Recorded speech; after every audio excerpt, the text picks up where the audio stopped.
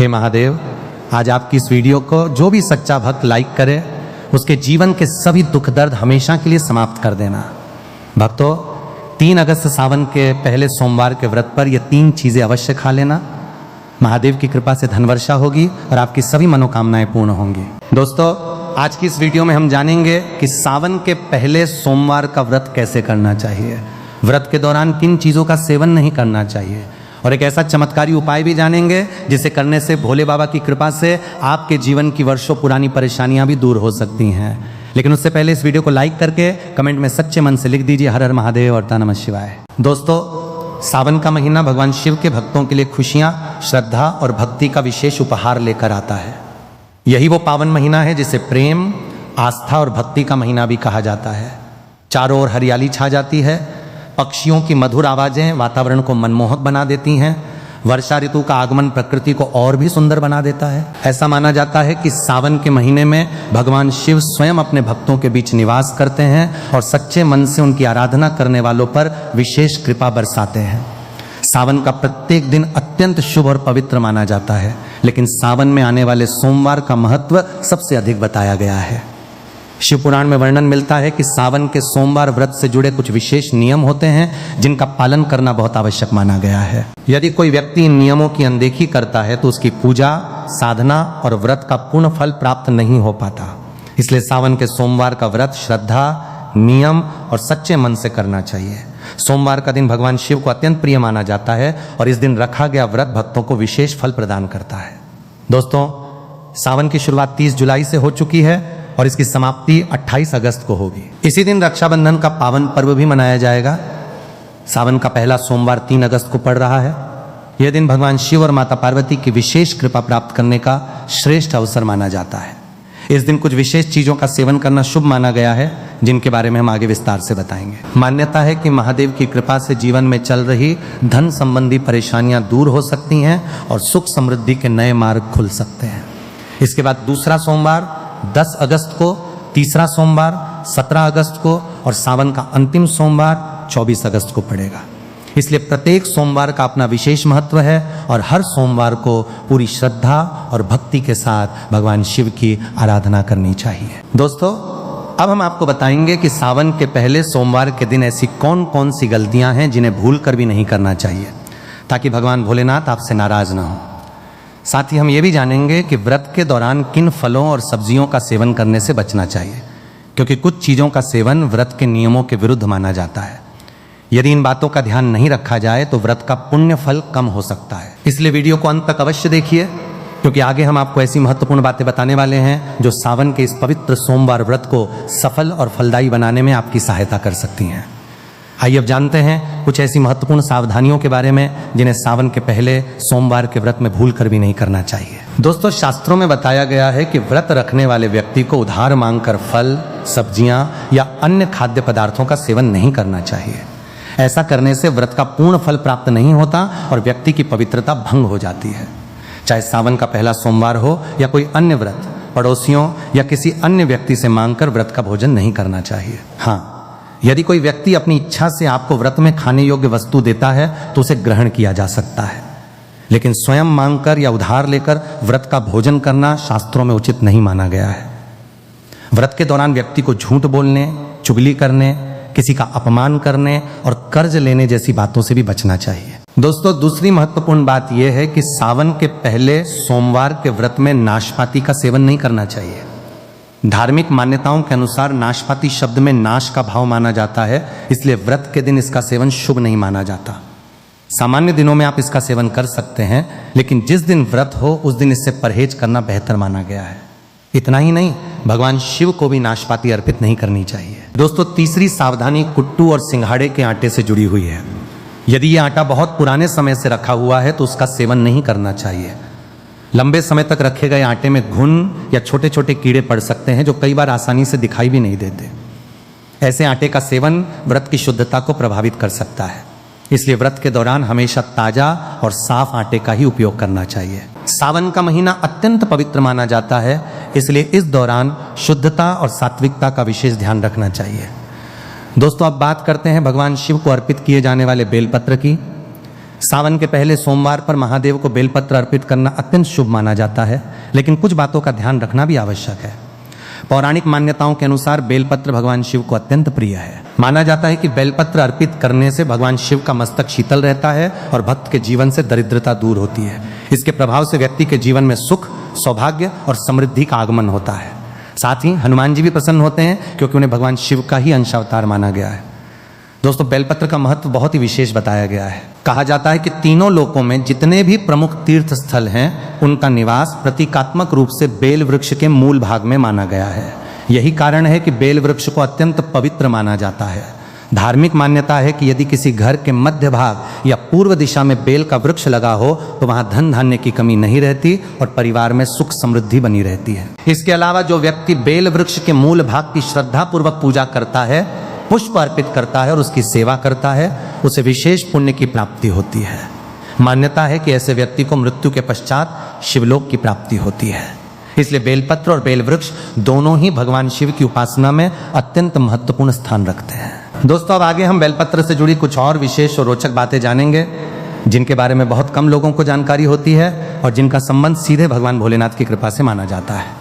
दोस्तों, शास्त्रों में बताया गया है कि चतुर्थी, अष्टमी, नवमी, चतुर्दशी, अमावस्या तिथि, संक्रांति के समय तथा सोमवार के दिन बेलपत्र नहीं तोड़ना चाहिए। इसलिए यदि आपको भगवान शिव की पूजा के लिए बेलपत्र की आवश्यकता हो तो उन्हें एक दिन पहले ही तोड़कर रख लेना चाहिए। एक विशेष बात यह भी है कि बेलपत्र कभी अशुद्ध नहीं माने जाते। यदि किसी कारणवश आपको पूजा के लिए ताजे बेलपत्र उपलब्ध नहीं हो रहे हैं तो पहले से भगवान शिव पर अर्पित किए गए बेलपत्रों को स्वच्छ जल से धोकर पुनः श्रद्धा पूर्वक अर्पित किया जा सकता है। दोस्तों, भगवान शिव को अर्पित किया जाने वाला बेलपत्र हमेशा 3 पत्तियों वाला होना चाहिए। कटा फटा, टूटा हुआ या खंडित बेलपत्र भूलकर भी भगवान शिव को अर्पित नहीं करना चाहिए। धार्मिक मान्यताओं के अनुसार ऐसा करना उचित नहीं माना जाता, इसलिए पूजा में हमेशा साफ, संपूर्ण और अच्छी अवस्था वाले बेलपत्र का ही उपयोग करें। दोस्तों, अब बात करते हैं उन विशेष संकेतों की जिन्हें सावन के पहले सोमवार के दौरान अत्यंत शुभ माना जाता है। मान्यता है कि यदि किसी व्यक्ति को ऐसे कुछ शुभ संकेत दिखाई दें तो ये भगवान शिव की विशेष कृपा का संकेत माना जाता है। आइए जानते हैं इन संकेतों के बारे में। दोस्तों, पहला संकेत है नंदी महाराज का आपके द्वार पर आना। नंदी महाराज भगवान शिव के प्रिय वाहन और उनके द्वारपाल माने जाते हैं। उन्हें ज्ञान, श्रद्धा और समर्पण का प्रतीक भी कहा जाता है। यदि सावन के पवित्र महीने में कोई बैल आपके घर के द्वार पर आकर खड़ा हो जाए या बार बार आपके घर के आसपास दिखाई दे तो कई लोग इसे शुभ संकेत मानते हैं। ऐसी स्थिति में उस जीव के प्रति सम्मान और दया का भाव रखना चाहिए। यदि संभव हो तो उसे हरा चारा या भोजन अवश्य खिलाएं। दोस्तों, दूसरा संकेत सपने में शिवलिंग या भगवान शिव के दर्शन होना माना जाता है। यदि सावन के दौरान आपको सपने में शिवलिंग, मंदिर या भगवान शिव के दर्शन होते हैं तो इसे कई लोग आध्यात्मिक रूप से शुभ संकेत मानते हैं। ऐसा माना जाता है कि यह व्यक्ति के मन में बढ़ती श्रद्धा, भक्ति और सकारात्मक ऊर्जा का प्रतीक हो सकता है। ऐसे समय में भगवान शिव की आराधना और भी अधिक श्रद्धा के साथ करनी चाहिए। दोस्तों, तीसरा संकेत नीलकंठ पक्षी के दर्शन से जुड़ा हुआ माना जाता है। धार्मिक मान्यताओं में नीलकंठ को शुभ माना गया है। यदि सावन के महीने में नीलकंठ पक्षी दिखाई दे जाए तो लोग इसे शुभ संकेत के रूप में देखते हैं। लोक मान्यताओं के अनुसार यह आने वाले अच्छे समय, सफलता और सकारात्मक बदलाव का प्रतीक माना जाता है। इसलिए ऐसे दर्शन होने पर मन में प्रसन्नता और कृतज्ञता का भाव रखना चाहिए। दोस्तों, चौथा संकेत घर के आसपास किसी सांप का दिखाई देना बताया जाता है। भगवान शिव के गले में नाग का वास होने के कारण नागों का विशेष महत्व माना गया है। यदि कभी आपके घर के आसपास कोई सांप दिखाई दे तो उसे नुकसान पहुंचाने की कोशिश नहीं करनी चाहिए। सुरक्षित दूरी बनाए रखें और वन्य जीव विशेषज्ञों या स्थानीय सहायता की मदद लें। धार्मिक दृष्टि से इसे भगवान शिव से जुड़ी स्मृति के रूप में देखा जाता है और जीवों के प्रति करुणा रखने की प्रेरणा मिलती है। दोस्तों, इन सभी बातों का मूल संदेश यही है कि सावन के महीने में श्रद्धा, भक्ति, स्वच्छता, संयम और सभी जीवों के प्रति दया का भाव बनाए रखें। भगवान शिव को सच्चे मन से याद करने वाला व्यक्ति अपने जीवन में सकारात्मकता, आत्मविश्वास और मानसिक शांति का अनुभव कर सकता है। दोस्तों, धार्मिक मान्यताओं के अनुसार भगवान शिव अपने भक्तों को विशेष अवसरों पर संकेत प्रदान करते हैं। सावन का महीना अत्यंत पवित्र माना जाता है और ऐसा कहा जाता है कि इस महीने भगवान शिव अपने भक्तों पर विशेष कृपा दृष्टि बनाए रखते हैं। यदि किसी व्यक्ति को सपने में किसी मंदिर के पास नाग नागिन का जोड़ा दिखाई दे तो इसे कई लोग शुभ संकेत के रूप में देखते हैं।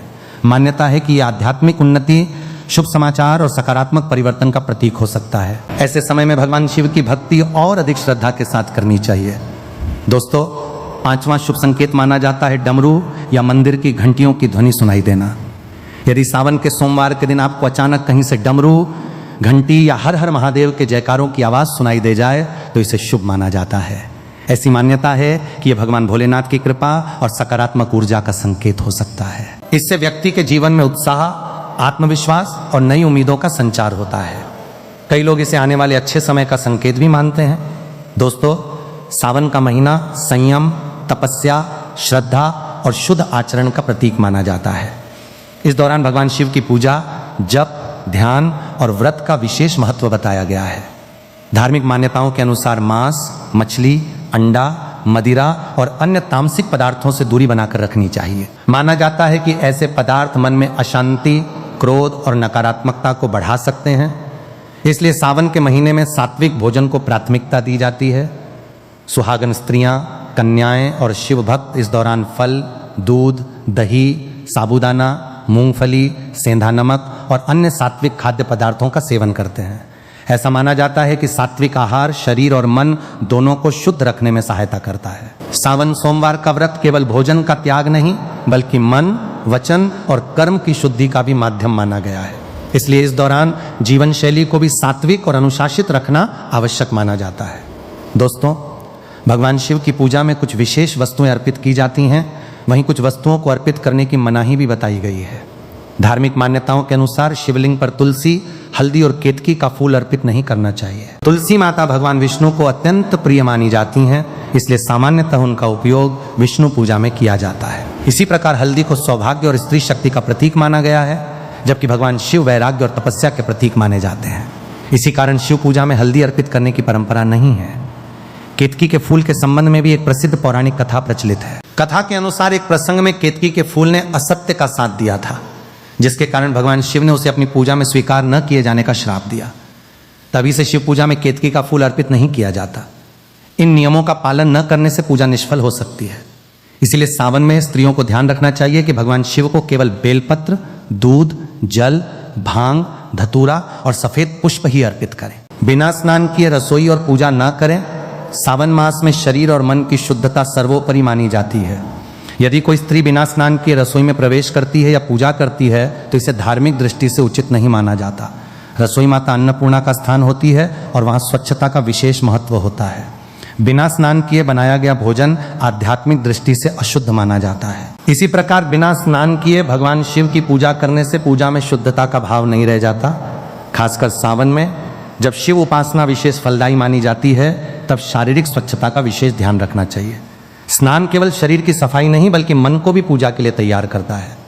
इसलिए स्त्रियों को सुबह जल्दी उठकर स्नान करना चाहिए, स्वच्छ वस्त्र धारण करने चाहिए और उसके बाद ही रसोई या पूजा का कार्य करना चाहिए। इससे भगवान शिव प्रसन्न होते हैं और घर में सकारात्मक ऊर्जा तथा समृद्धि का वास होता है।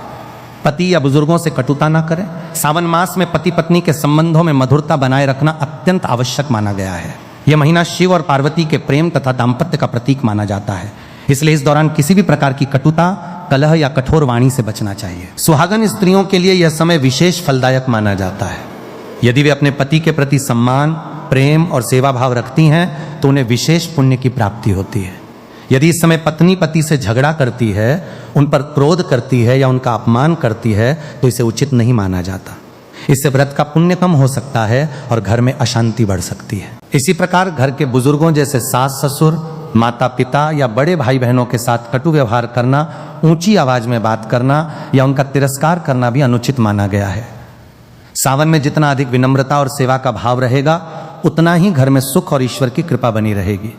इसलिए स्त्रियां यदि पूरे मन से शिव पार्वती की तरफ प्रेम और सम्मान का भाव रखेंगी तो उनके जीवन में सौभाग्य बना रहेगा। शिव पार्वती की मूर्तियों के बीच दूरी न रखें। पूजा स्थल पर शिव और पार्वती की मूर्तियां या चित्र एक साथ रखने चाहिए और उनके बीच कोई वस्तु नहीं रखनी चाहिए। कई बार लोग अनजाने में शिव पार्वती की मूर्तियों को दूर दूर रख देते हैं या उनके बीच अगरबत्ती, दीपक या फूल रख देते हैं।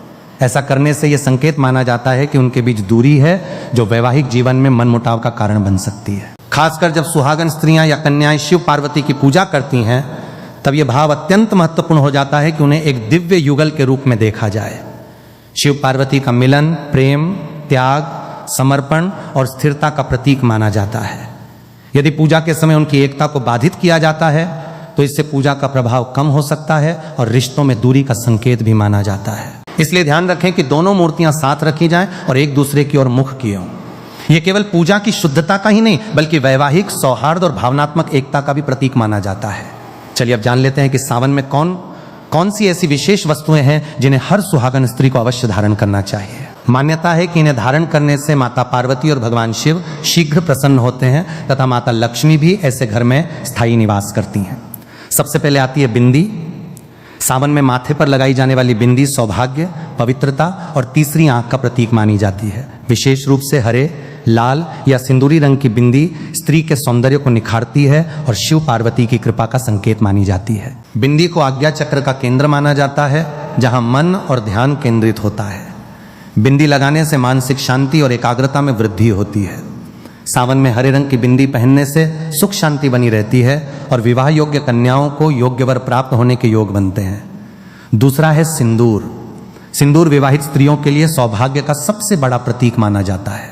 इसे मांग में लगाया जाता है और यह पति की लंबी आयु, प्रेम और समर्पण का प्रतीक होता है। सावन में हरे वस्त्रों के साथ लाल सिंदूर का मेल अत्यंत शुभ माना जाता है। यह श्रृंगार माता पार्वती को अत्यंत प्रिय बताया गया है। मान्यता है कि सावन में प्रतिदिन सिंदूर लगाकर शिव पार्वती की पूजा करने से वैवाहिक जीवन में प्रेम और मधुरता बनी रहती है। सिंदूर सकारात्मक ऊर्जा का भी प्रतीक माना जाता है। तीसरा है काजल। काजल आंखों की सुंदरता बढ़ाने के साथ साथ बुरी नजर से बचाने वाला भी माना जाता है। सावन में काजल लगाना शुभ माना जाता है क्योंकि यह स्त्री के नेत्रों की आभा को बढ़ाता है और उसके सौंदर्य को और अधिक आकर्षक बनाता है। पारंपरिक मान्यता के अनुसार आंखों में काजल लगाने से आत्मविश्वास बढ़ता है और व्यक्तित्व में आकर्षण आता है। सावन के दिनों में प्राकृतिक तत्वों से बने काजल का प्रयोग विशेष रूप से लाभकारी माना जाता है। चौथा है चूड़ियाँ। चूड़ियाँ स्त्री के श्रृंगार का महत्वपूर्ण हिस्सा हैं और विशेष रूप से हरी चूड़ियाँ सावन में अत्यंत शुभ मानी जाती हैं। हरा रंग हरियाली, प्रेम, समृद्धि और जीवन का प्रतीक है। मान्यता है कि सावन में हरी चूड़ियां पहनने से शिव पार्वती की विशेष कृपा प्राप्त होती है। चूड़ियों की मधुर खनक घर में सकारात्मक वातावरण का निर्माण करती है और ये माता लक्ष्मी को भी प्रिय मानी जाती हैं। विवाह योग्य कन्याएं यदि सावन में हरी चूड़ियां धारण करें तो उन्हें योग्य जीवन साथी प्राप्त होने के योग बनते हैं। पांचवा है मांग टीका। मांग टीका माथे के मध्य भाग में धारण किया जाता है जिसे आज्ञा चक्र का स्थान माना गया है। यह शिव और शक्ति की एकता का प्रतीक माना जाता है। सावन में मांग टीका पहनने से स्त्री के सौंदर्य, तेज और आत्मविश्वास में वृद्धि होती है। यह दाम्पत्य प्रेम, सौभाग्य और मानसिक संतुलन का भी प्रतीक माना जाता है। छठा है नथ। नथ स्त्री के श्रृंगार का महत्वपूर्ण आभूषण है जो नारीत्व, गरिमा और सौंदर्य का प्रतीक माना जाता है। सावन में नथ धारण करना शुभ माना जाता है। मान्यता है कि इससे सुहाग की रक्षा होती है और वैवाहिक जीवन में प्रेम तथा सौहार्द बना रहता है। सातवां है हार या मंगलसूत्र। मंगलसूत्र वैवाहिक जीवन की स्थिरता, सुरक्षा और विश्वास का प्रतीक माना जाता है।